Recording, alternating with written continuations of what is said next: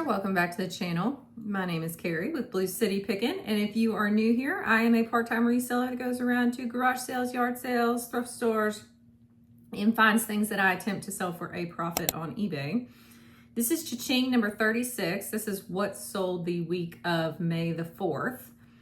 May the 4th be with you if you celebrate. It was an okay week, but the other topic that I'm going to discuss today that I'll put a timestamp here if you want to go ahead and skip to is, does time away impact your sales? And I can say without a shadow of a doubt that yes, that it does. I will talk through a little bit about my experience with time away this particular time, as well as one of my other previous, more, I guess we'll say, extended time aways from last fall, and we'll go from there. But before we tackle that topic, I had 28 items sell that week. Less than the 35 I shoot for, but that's okay. I had 26 orders, so there was a multi-quantity order in here. My total sales was $827.72. That is including shipping, tax, and everything. So that's what the buyer was all in for. The sale price was $616.65. So my average sale price was $22.02. And when I say sales price, that is just what the buyer and I agreed to as far as the price of the item excluding shipping and taxes. Purchase price on these items was $119.20. Most of them were pretty low buy-in, with the exception of 2 or 3 items that had a higher buy-in that I will talk about in just a minute. And then my profit for the week was $365. So average profit of $13. So a couple bucks lower than what I want, but $13 per item for the amount of effort I put into most of these is pretty good. Let's see, average time on platform. I had one thing that I had for 342 days that I was happy to go ahead and move out of the shop. And then I had a couple of things sell within 0 to 2 days. My average is 67 days for the week. That's really low for me. Usually I sit between like 90 and 100 days. So that just tells me I have been buying more like appetizing items recently, and the amount of stuff I have that is older is diminishing. So it tells me that I'm sourcing the right thing. So I'm happy to see that number come down a little bit, but it's not the only thing I measure success by. So without further ado, let's go ahead and get into this.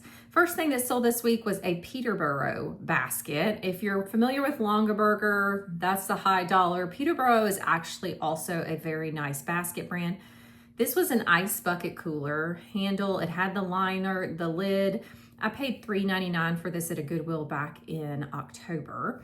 It sold for $23.85, and so I made $13.13 after 192 days. Next up is one of my favorite things to sell. These are JanSport mini backpacks. I found this one back at the end of April at a Goodwill. It is a red corduroy mini backpack. I paid $6.09 for it. It sold for $29.75, and so I made $18.41 in just 10 days. Next item came from one of my parents' clean outs. I think I mentioned it on one of my prior Chings. I'm helping my parents go ahead and clean out and downsize some things. And this was a vintage Fenton. It was milk glass footed oval vase. So there's nothing into this. It sold for $24. So my parents made $19.06, and it sold in just 2 days. Next item is a Dooney and Burke pink handbag. This is a leather one. It is large. I actually picked this up at the bins in the middle of April. My bins doesn't usually have like super awesome handbags or shoes, or if it does, like the really aggressive resellers get to them first, and I don't even have a shot. I think what put them off of this one is that the liner was dirty, and I knew enough to where you could pull the liner out. All I had to do was really run some water over it and do a couple of light little pushbacks and forths, and it was clean. So I paid $2.55 at the bins that day. It sold for $40. And so I made $31.45 after just 11 days. Next item is a pair of On Clouds. I have not had a lot of luck selling On Clouds. I love the brand. I actually own a couple pairs myself, but I haven't, like the few that I've had have not sold. So I accepted an offer for $25 on this pair. I had paid $10.43 at a local Goodwill back in January. So I made $11.06 after 92 days. Next up is a Lululemon men's sweatshirt. A friend of mine gave this to me to sell, so I have nothing into it. It sold for $50, and so I made $43.41 after 32 days.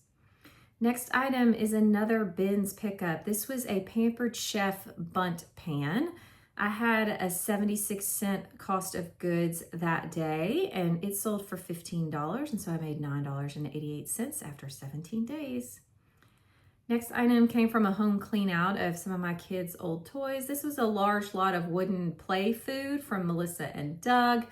It had pizza, vegetables, bread. They were not complete sets, so I just put them all together and listed them.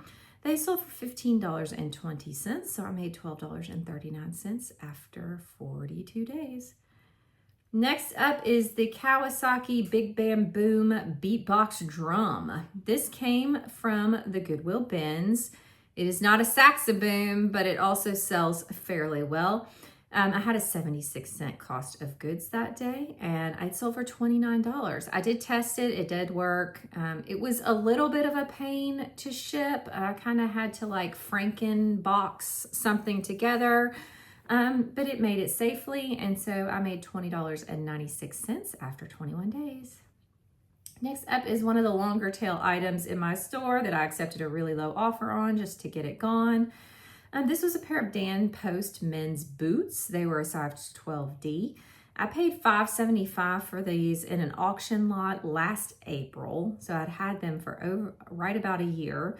They sold for a whopping $10, and so I made $2.54 after 339 days, but I got my money back and they're gone. Next up is some replacement pieces to the Fisher-Price Little People Nativity set. This was a palm tree, a fence piece, and a hay bale. It sold for $5.50. I had $1.78 into it, so I made $1.86 after 45 days. I found an almost complete set that I parted out, so this was probably like the least enticing of all of the lots that I made, so I know I'm going to make a good deal more on this particular set just by parting it out. Next up is another bins pickup. This was a pair of 511 tactical pants, size 40, 34. I paid $2.55 for them at the bins. That was just my average cost of goods. If I actually weighed it out, it would be a lot less, but I don't really care. They sold for $17, so I made $10.29 after just 3 days. Next up is another bins pickup. This is a Visions France Corningware saucepan. It did not have a lid. Had $1.13 cost of goods this day. It sold for $15, and so I made $9.83 after just 2 days. And next up we have a pair of Patagonia shorts. These are the baggies. I also picked these up at the bins on the same day that I found the Kawasaki drum and the Dooney. That was a really great day, apparently. $2.55 into them. They sold for $21.60, and so I made $15.88 after just 4 days. Next up is a safari hat. It was khaki cotton. Picked this up at the bins back in March. I had $1.48 cost of goods that day. It sold for $12, and so I made $7.51 after just 38 days. Next up is a Freddy Funko. This is from Fun Days 2024, LE of 1500. It had a protector. It sold for $49. I had, if you did my average cost for the box, 33 into it. So I made $7.46 after 278 days, but I didn't want to keep this particular one, so I was very glad to go ahead and get that moved out. Next up is another bins pickup. This was a sealed puzzle from the bins. I like to pick up sealed puzzles at the bins. Most people aren't looking for them, but I know I can get, $10, $15 out of most of them. But this one, sales were super slow this week, so I went ahead and accepted an offer for $8. I had $1.13 into it, and so I made $5.23 after 8 days. Next up is a Bucky beaver stuffed toy. I think I picked it up the exact same day that I found that puzzle, $1.13 cost of goods. It sold for $9 very, very quickly, and so I made $4.02 after just a day. Next item is a vintage Yale sweatshirt. It was super cute, Champions, size large. I paid $7.37 for this at a regular Goodwill back at the end of April. It sold for $26.10, and so I made $12.95 after just 13 days. Next item is a set of 3 gold tone bracelets. This came from an auction jewelry lot from, I think last summer, but I only just got around to listing it. I must have already gotten all of my money back because I have a $0 cost of goods attached to this. They sold for $13.33, and so I made $9.23 20 days after listing. Next up is another longer tail item that I had pulled out of one of my closet cleanouts. This is an Ann Taylor size 10 denim blazer. So nothing into it. I got an offer for $10. I went ahead and accepted it. So I made $6.99 after 249 days. Next item was one of my surprising sales from last week. This is a vintage teak tech wall-mounted display shelf. It was made in Thailand. I found this at a regular Goodwill for $8.49. I think I only found 2 things that day, but I was pleasantly surprised when I came home and looked up the comps on this particular shelf. It sold for $55.25, and so I made $34.24 in just 6 days. It is still in transit, so I'm hoping that it makes it there in really nice condition. Like, I pack my stuff like crazy so that it makes it safely. Next up is a pair of Ariat boots, and I did overpay for these, but I've learned my lesson. This was a pair of women's 8.5. I paid $20.68 for them at a Goodwill back at the beginning of February. I'd had a lot of luck selling boots of this style, but apparently these were just not it.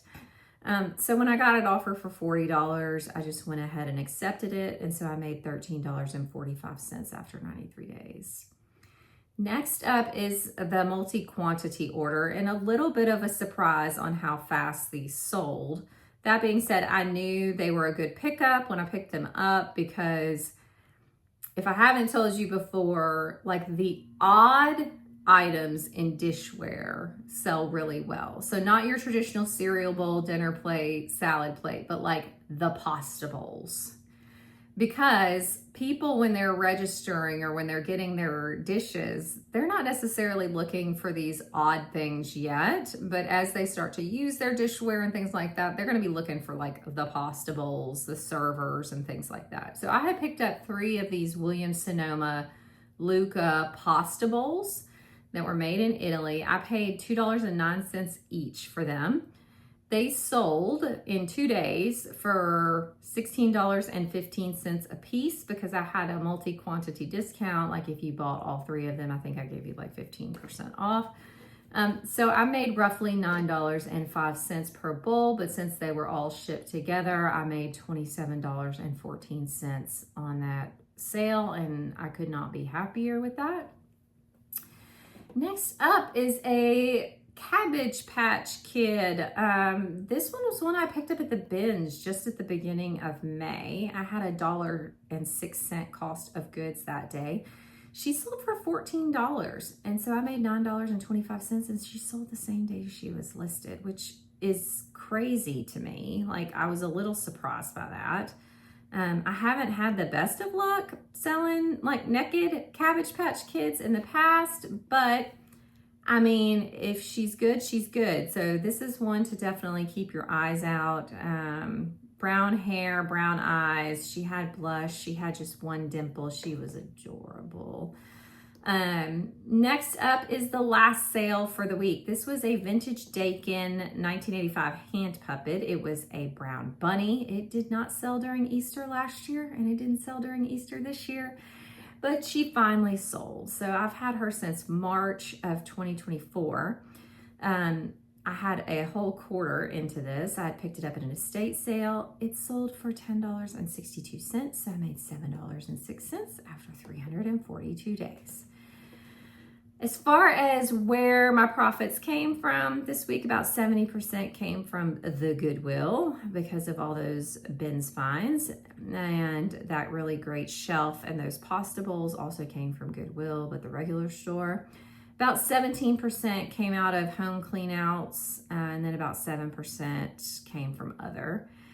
As far as the genre of what sold, clothing, which includes shoes and accessories, still came in about what it normally does for me, which is about 50% of my sales. Household items, including kitchen and decor, was about 32%. Toys and collectibles was about 15 to 17%. So all in all, not a bad week. But I did put my store on time away starting on Friday, I believe, or late Thursday. And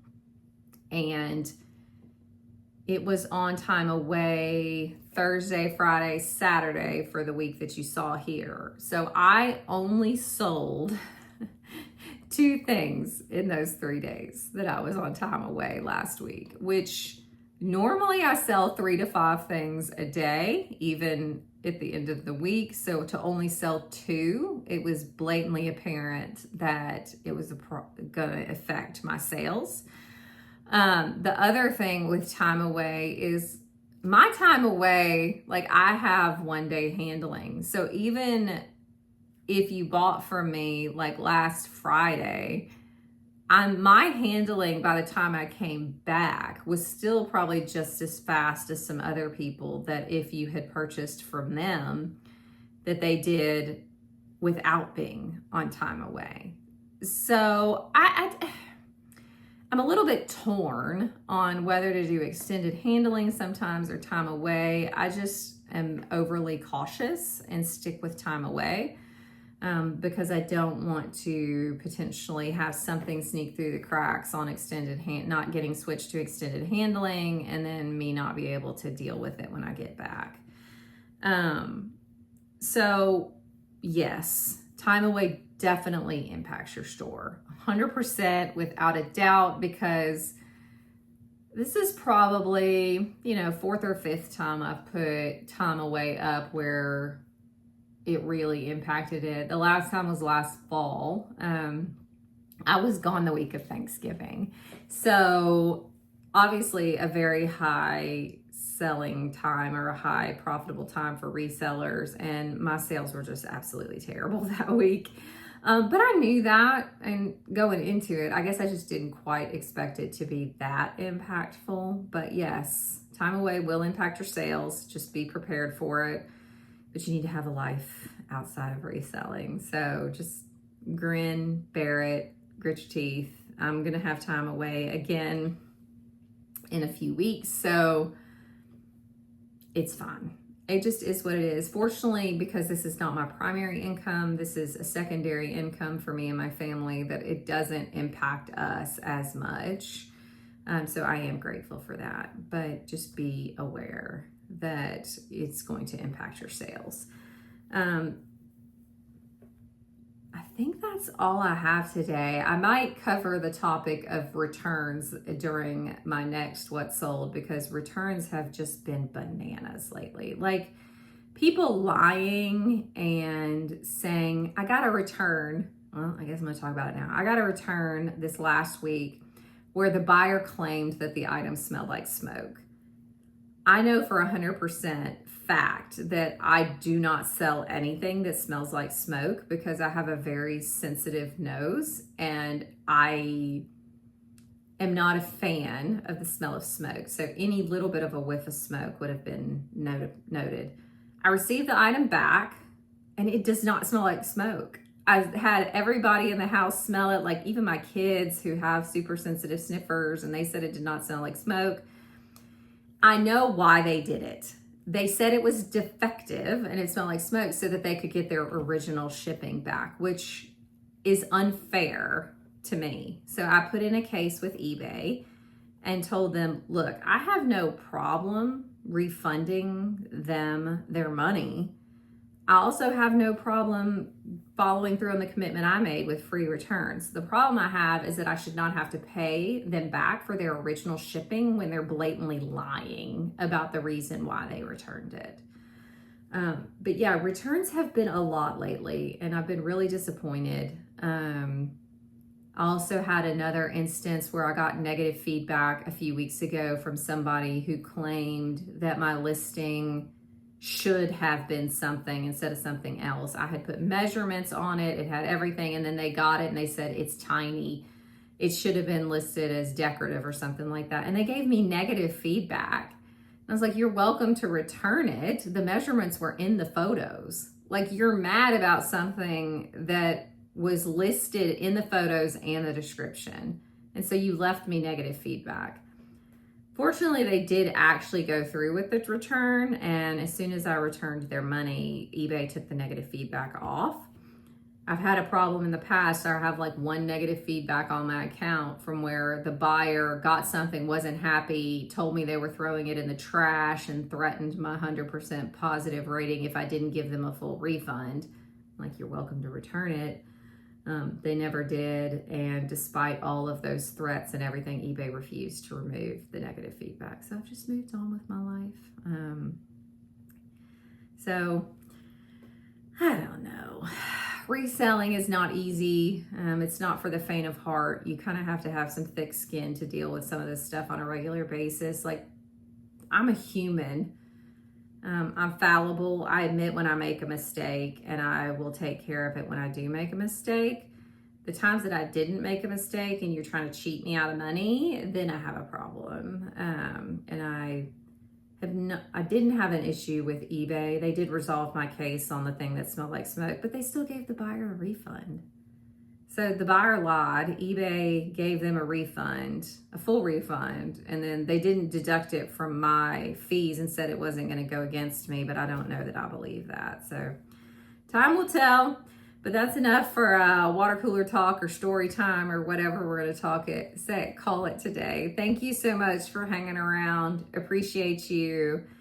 Hit that like button, subscribe, comment if you like this kind of content, and we will see you in the next one. Bye.